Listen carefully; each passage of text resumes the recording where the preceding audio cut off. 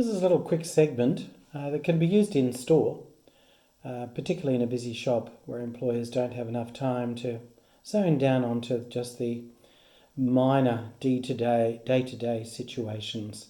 So the first part is taking a telephone message, which can be directed to newer staff members, particularly younger ones. What is required? Now, if a message is taken, often an employer will ask, what was the person's name?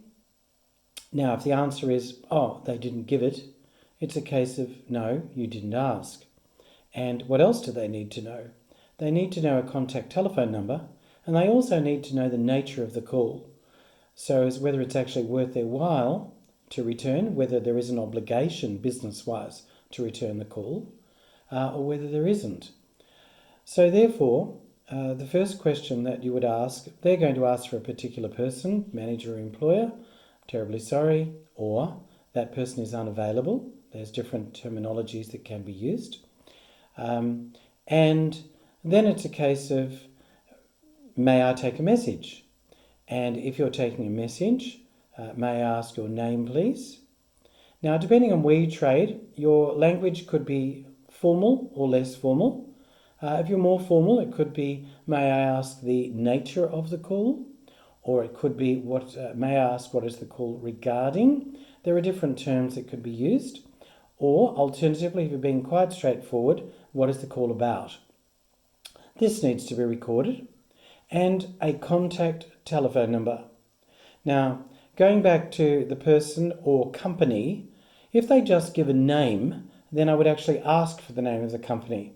Because, if it's a Telstra or if it's a gas company or so forth, your employer, when they receive this message, is going to decide whether they wish to return the call or not.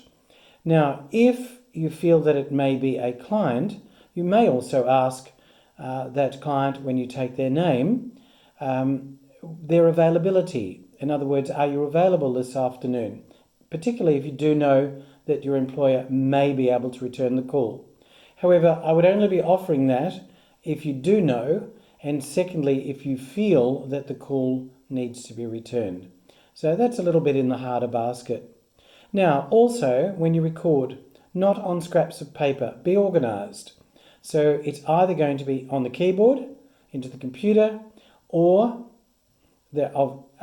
another electronic media, or alternatively hard copy onto a formalised pad situation. And if that's the case, it really would be messages, telephone messages. What time did they call? That's also important. So a little snippet of information just to use for in-house training. Thank you.